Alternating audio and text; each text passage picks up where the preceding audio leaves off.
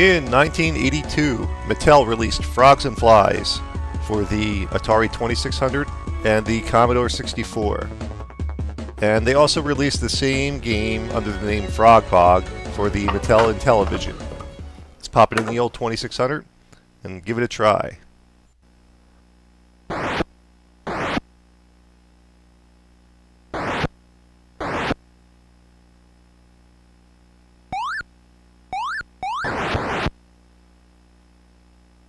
Alright, so the goal of Frogs and Flies is quite simple. You control a frog, depending on which controller port your controller is plugged into.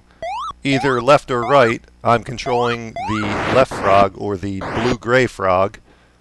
You hop back and forth between the lily pads, and you try and catch flies.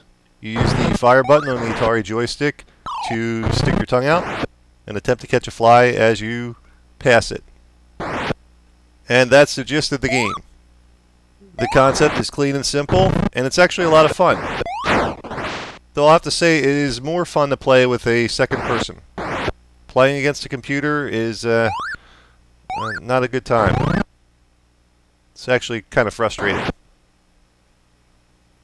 Now there are 2 levels of difficulty, and this is on the expert mode of difficulty, and that allows you to jump in any direction you want in the lily pad. And if you're not careful, you can jump off the lily pad into the water. On the novice mode of difficulty, you have a fixed landing point and you can never jump into the water. Now to control your trajectory of your frog, you have to tap the controller quite carefully actually. A small little nudge will have your frog hop just a tiny little bit, and if you hold the joystick straight over left or right, you'll take a long leap with a low trajectory. If you hold it straight up, your frog will take a shorter distance leap with a very high trajectory.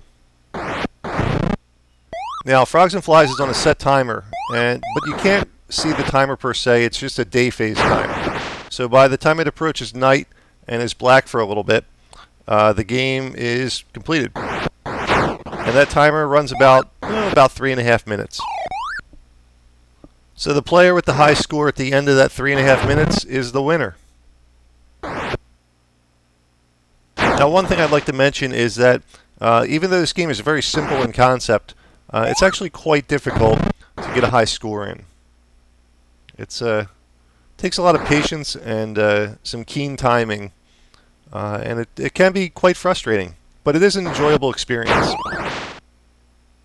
And I particularly like how each game is a set 3.5 minutes. No more, no less. Any longer and I think the game would start to get a bit irritating. While not exactly common, this game isn't uncommon either. You can find it if you search around long enough, and it'll cost you maybe $5 or so if you're seeking it out specifically from a store.